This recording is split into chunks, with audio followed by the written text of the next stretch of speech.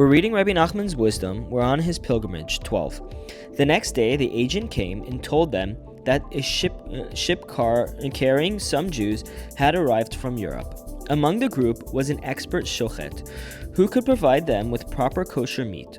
The ship had also brought the renowned Rav Zev Wolf of Karni, Austria, and other Jewish leaders. The Rebbe's attendant was introduced to Rav Zev and told him the truth. The Rabbi Zev immediately sent for the Rebbe, inviting him to stay with him. They urged the Rebbe in the friendliest way imaginable, but the Rebbe would not go. He said, "It is good for me to be where I am." One reason why the Rebbe avoided Rav Zev was because he was doing all sorts of childish things in Istanbul. He went through the streets barefoot and hatless, and wearing only his yarmulke and coat lining. Running in the streets like a young boy, the Rebbe played childish war games. He would name one child France, another something else, and engaged in a mock warfare using real battle strategy. This was one of the many childish things he did in Istanbul.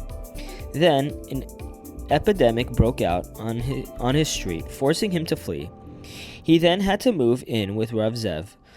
Rabbi Zev celebrated the event with a great feast in the Rebbe's honor, showing him immeasurable respect. The Rebbe did many things that may have annoyed Rabbi Zev, but as the saying goes, love breaks down all barriers. Rabbi Zev was so fond of the Rebbe that he ignored everything, even though he found some of his antics quite shocking. The first Shabbat that the Rebbe stayed with them, Rabbi Zev led the Friday evening prayers, as was the custom with many great tzaddikim. The Rebbe had prayed earlier and was already eating the Shabbat evening meal with Rabbi Zev when Rabbi Zev began his worship. This happened again during the morning prayers and again at the late afternoon Suda Shishi. As soon as Rabbi Zev sat down to Suda Shishi, the Rebbe began to recite the grace after the meal. He asked his attendant to tell him as soon as the stars became visible, then prayed the evening service. He recited the Havdalah ceremony, ending the Shabbat, lit his pipe, and then entered Rabbi Zev's house. Rabbi Zev was just beginning Suda Shishi in the way of the renowned masters. In walked in the Rebbe with his coat wide open, wearing only his yarmulke and smoking his pipe. Rabbi Zev still granted him with great respect. He immediately said the grace after the meals and prayed the evening service and recited Havdalah. Then he sat up all night speaking with the Rebbe with the utmost affection. All that happened in Istanbul, both spiritually and materially, would consume many volumes. There are stories of all the Rebbe's childish pranks, as well as the account of his visit to the grave of Rav Naftali.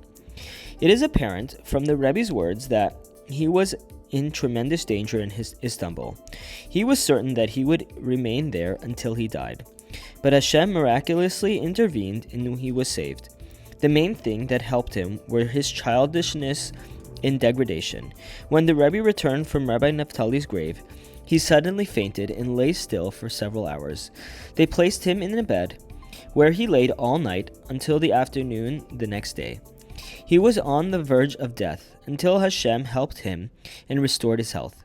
This was just one of the great dangers and countless barriers that he encountered every day in Istanbul. The Rebbe said that the insults and childishness sustained him. 13. The Rebbe said at the time, I became so involved in childishness that I became totally accustomed to acting that way.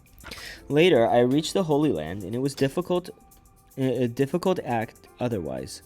I actually had to force myself to break these childish habits. It had become such a habit that it was very difficult to break.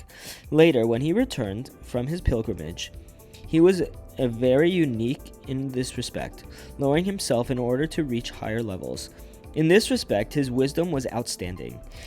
It is well known fact that one must lower himself in order to proceed from one step to a higher one. At such a time, one must use childishness and absolute simplicity. The Rebbe never remained on one level, but constantly raised himself step by step. His understanding of these concepts was therefore very profound, deep, who can fathom it?